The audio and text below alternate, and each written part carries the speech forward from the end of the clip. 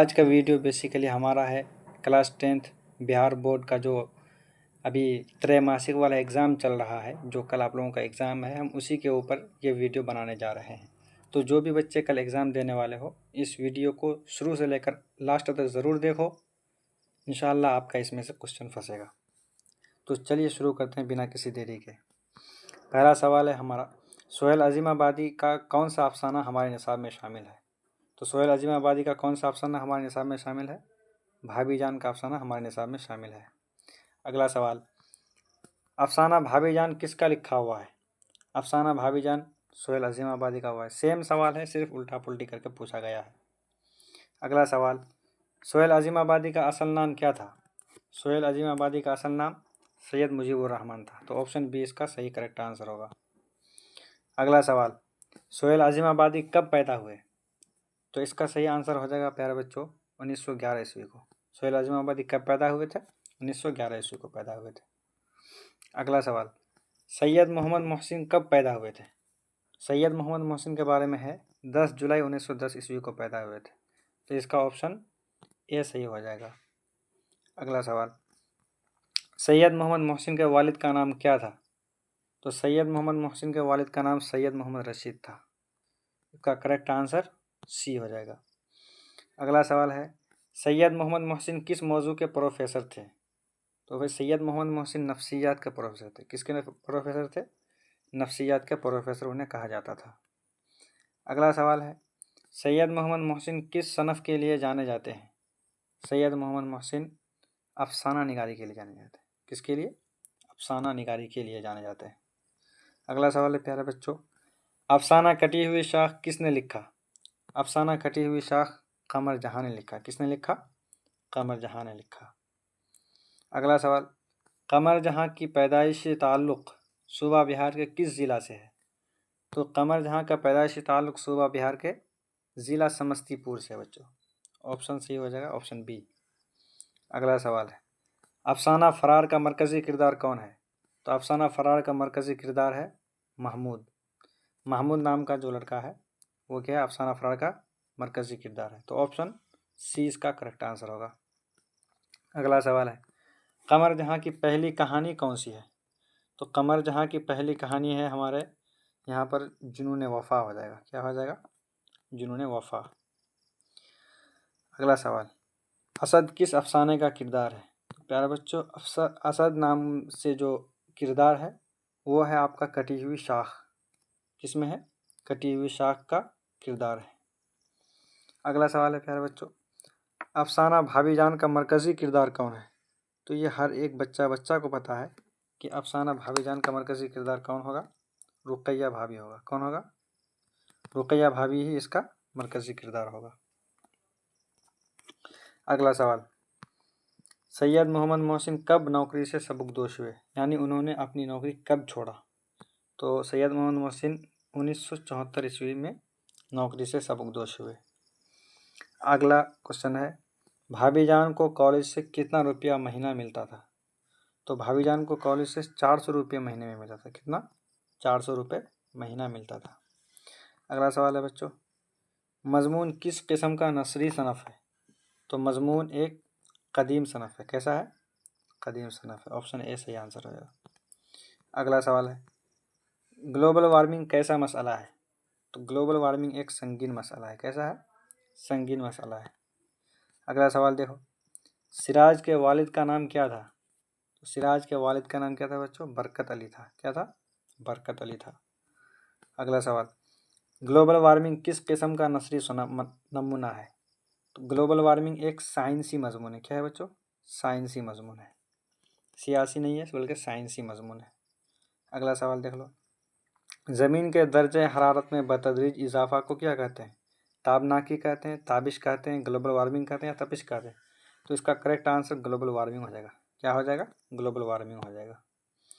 अगला सवाल है, उर्दू अदब में अफसाना निगारी के शुरुआत किस अदब के ज़ेर असर हुई? यानी यहाँ पर यह कहना चाहते हैं किस ज़ुबान के ज़ेर असर उर्दू अदब में अफसाना निगारी की शुरुआत हुई?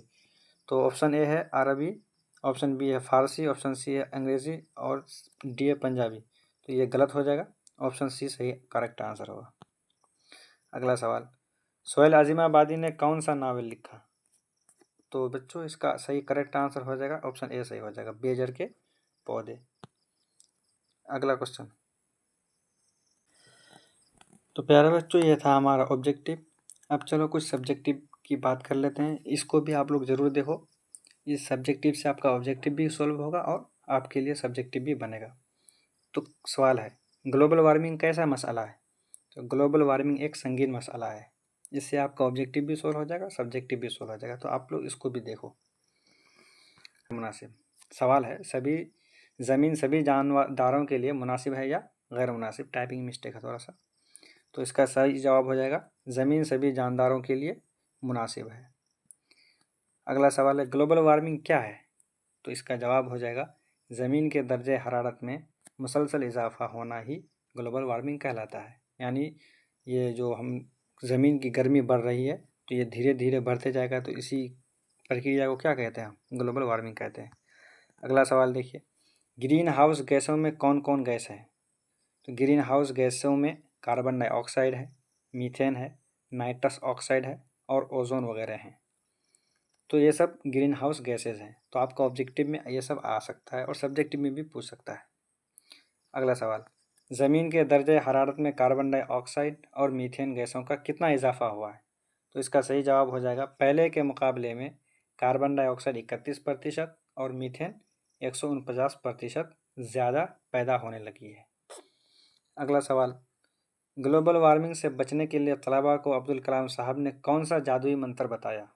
तो इसका सही जवाब हो जाएगा ग्लोबल वार्मिंग से बचने के लिए मौलाना अबुल कलाम साहब ने का मंत्र ये था कि 10 से 17 साल वाले की उम्र वाले जितने भी बच्चे हैं 5-5 पेड़ लगाएंगे तो हमारा ज़्यादातर मसाइल हल हो जाएंगे। तो ये थे अबुल कलाम साहब का जो जादुई मंत्र था। यानी उन्होंने कहा कि हर बच्चे को पेड़ लगाना चाहिए, जिससे हमारे जो तमाज़त अर्ज़ी है यानी ज़मीन की जो हरारत है वो घटने लगेगा और ग्लोबल वार्मिंग से हम बच सकते हैं। अगला सवाल है, ग्लोबल वार्मिंग के क्या असबाब हैं, यानी किस वजह से ग्लोबल वार्मिंग होता है? तो इसका जवाब इस तरह से देंगे, इसकी असल वजह हम इंसानों की सरगर्मियां हैं। हम इंसानों की सरगर्मियां क्या क्या हैं? तो कारखानों का खुलना यानी कारखानों में इजाफा, मोटर गाड़ियों में इजाफा, जंगलों का बेतहाशा करना, तो इन सब चीज़ों से ग्लोबल वार्मिंग बढ़ता है। अगला सवाल, ग्लोबल वार्मिंग के तशवीशनाक असरात क्या हो सकते हैं? तो इसका जवाब हो जाएगा साइंसदानों का कहना है अगर यही हालत रही यानी ज़मीन के दर्जे हरारत अगर बढ़ती रही तो 21वीं सदी तक 1 डिग्री सेल्सियस से 6 डिग्री सेल्सियस तक का इजाफा हो जाएगा। समुद्र में पानी की सतह तेज़ी से बढ़ रही है। बैक्टीरिया, जरासीम और वायरस की वजह से ख़तरनाक बीमारियां भी हो सकती हैं। तो इसीलिए हमें ग्लोबल वार्मिंग के वजूहात से हमें बचना चाहिए। अगला सवाल, ग्लोबल वार्मिंग से बचने के लिए क्या क्या इक़दाम उठाए जा सकते हैं? तो इसका जवाब हो जाएगा कि ग्लोबल वार्मिंग से बचने के लिए हमें ज़्यादा से ज़्यादा पेड़ लगाना चाहिए, गाड़ियों का कम इस्तेमाल करना चाहिए, साइकिलिंग को फ़रोग़ देना यानी साइकिल का सफ़र ज़्यादा करना चाहिए और प्लास्टिक के सामान कम इस्तेमाल करना चाहिए। अब चलते हैं अगले सवाल की तरफ। सर सैयद अहमद ख़ान की पैदाइश कब हुई? तो सर सैयद अहमद ख़ान की पैदाइश सन 1817 ईस्वी में हुई। अगला सवाल, सर सैयद की वालदा का नाम क्या था? वालदा यानी उनकी अम्मी का नाम क्या था? तो सर सैयद की वालदा का नाम अज़ीज़ुन्निसा था। क्या था बच्चों? अज़ीज़ुन्निसा था। सर सैयद की वफ़ात कब हुई? तो सर सैयद का इंतकाल 1898 ईस्वी में हुआ। अगला सवाल, सर सैयद का कौन सा मज़मून हमारे निसाब में शामिल है?